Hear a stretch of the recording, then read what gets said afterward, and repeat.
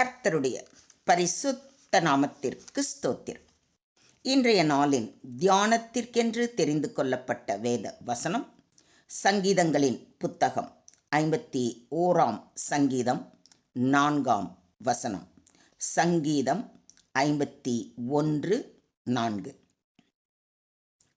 தேவரீர் ஒருவருக்கே விரோதமாக நான் பாவம் செய்து உமது கண்களுக்கு முன்பாக பொல்லாங்கானதை நடப்பித்தேன். நீர் பேசும்போது உம்முடைய நீதி விளங்கவும், நீர் நியாயம் தீர்க்கும்போது உம்முடைய பரிசுத்தம் விளங்கவும் இதை அறிக்கை இடுகிறேன். ஆமென். தாவீது பத்சேபாளிடத்தில் பாவத்திற்குட்பட்ட பின்பு நாத்தான் தீர்க்கதரிசி அவனிடத்தில் வந்து அவன் பாவத்தினை உணர்த்தினபோது தன் பாவத்தை உணர்ந்து வருந்தி தேவனிடம் மன்னிப்பு வேண்டி பாடிய சங்கீதம் இந்த 51 சங்கீதம். தேவரீர் ஒருவருக்கே விரோதமாக நான் பாவம் செய்தேன் என்று கூறுகிறார். தாவீது இங்கே உணர்ந்து கூறுவது, பாவம் செய்யும்போது அது முதலில் தேவனுக்கு எதிராக செய்வது என்பதை வலியுறுத்துகிறார். பத்சேபாலின் கணவர் உரியாவை கொன்றதன் மூலம் மக்களுக்கு எதிராக பாவம் செய்திருந்தாலும் அதற்கும் மேலாக நீதியுள்ள தேவனை எதிர்த்து பாவம் செய்ததாக உணர்ந்தார்.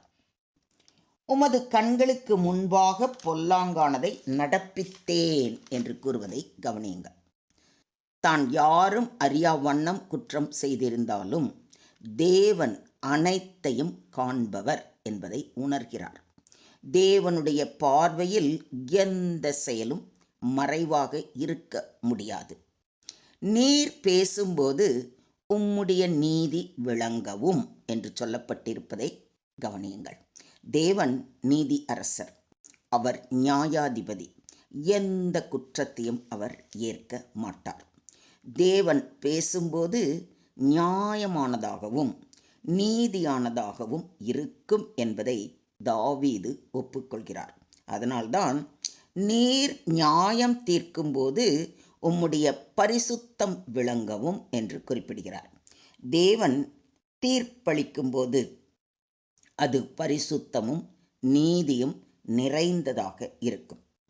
தாவீது தேவன் தன்னை கண்டித்தாலும் அவர் தரும் நியாயத்தை கேள்விக்குட்படுத்த முடியாது என ஒப்புக்கொள்கிறார். அதனால்தான் தான் செய்த பாவத்தை உணர்ந்து வருந்தி தேவனிடம் அறிக்கை இடுகிறார்.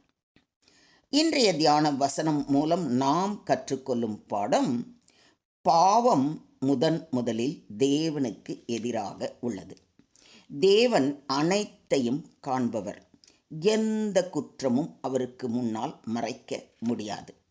நம்முடைய பாவங்களை ஒப்புக்கொண்டு உண்மையான மனமாற்றத்துடன் தேவனை நாட வேண்டும். தேவன் செய்யும் அனைத்தும் நீதியுடன் இருக்கும். அவர் செய்யும் தண்டனை கூட பரிசுத்தமானது. இதை விசுவாசிக்கிறீங்களா?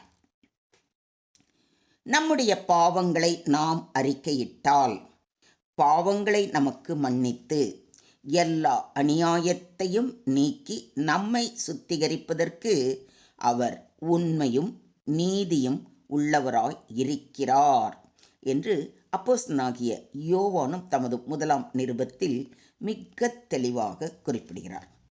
எஸ், நம் தேவன் அன்பே உருவானவர், மன்னிப்பதில் தயை பெருத்தவர்.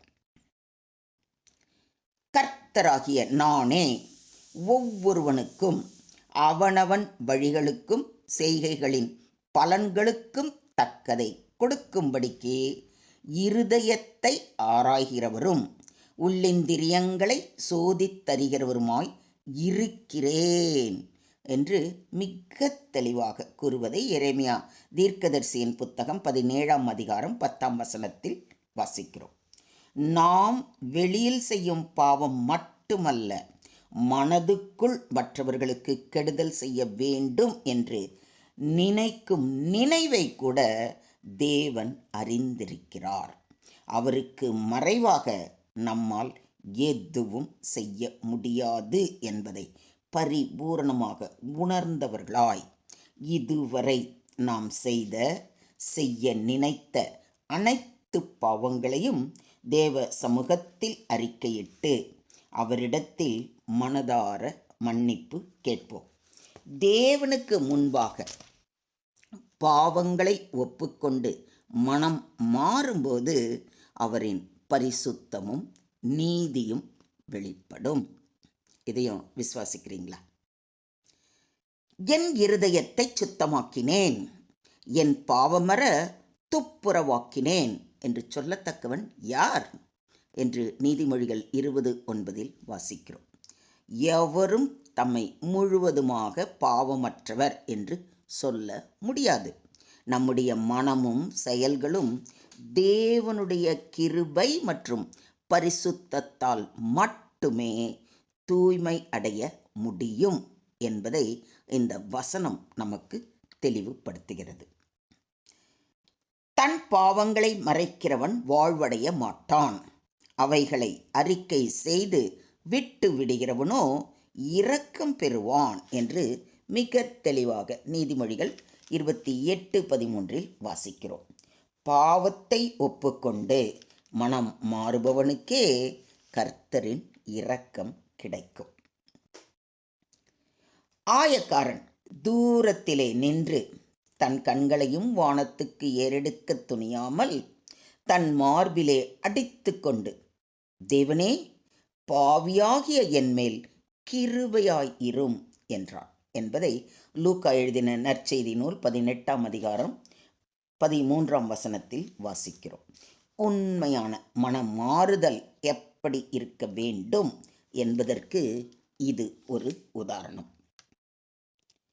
நாங்கள் அனைவரும் தீட்டானவர்கள் போல் இருக்கிறோம். எங்களுடைய நீதிகள் எல்லாம் அழுக்கான கந்தை போல் இருக்கிறது. நாங்கள் அனைவரும் இலைகளைப் போல் உதிர்கிறோம். எங்கள் அக்கிரமங்கள் காற்றைப் போல் எங்களை அடித்து கொண்டு போகிறது. உமது நாமத்தை நோக்கி கூப்பிடுகிறவனும் உம்மை பற்றி கொள்ளும்படிக்கு விழித்து கொள்ளுகிறவனும் இல்லை. தேவரீர் உம்முடைய முகத்தை எங்களை விட்டு மறைத்து எங்கள் அக்கிரமங்களின் நிமித்தம் எங்களை கரைய பண்ணுகிறீர் என்று இஸ்ரவேலர் கதறி அழுவதை ஏசாயா தீர்க்கதரிசியின் புத்தகம் 64ஆம் அதிகாரத்தில் வாசிக்கிறோம்.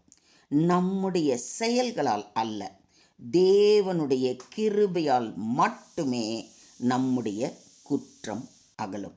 எனவே இப்பொழுதும் கர்த்தாவே, நீர் எங்களுடைய பிதா, நாங்கள் களிமண். நீர் எங்களை உருவாக்குகிறவர், நாங்கள் அனைவரும் உமது கரத்தின் கிரியை.